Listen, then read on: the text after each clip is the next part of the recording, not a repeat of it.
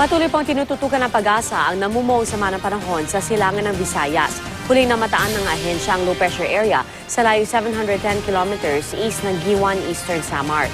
Ayon po sa Pag-asa, maritong maging bagyo sa susunod na 2 araw. Nakapaloob din ng LPA sa Intertropical Convergence Zone o ITCZ. Ang ITCZ ang magdadala ng pag-ulan sa Palawan at Visayas. At sa ngayon, may nararanasang thunderstorms sa ilang lugar sa Cebu at mga kalapit na lugar. Mari pong tumagal yan hanggang alas 7 ngayong gabi.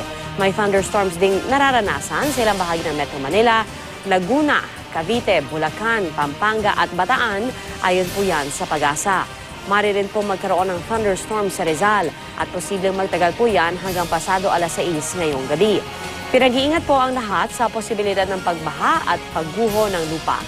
Base po sa datos ng Weather Central, inaasahang magiging maulap ang papawirin na may kasamang bugsong pag-ulan sa malaking bahagi ng Luzon bukas.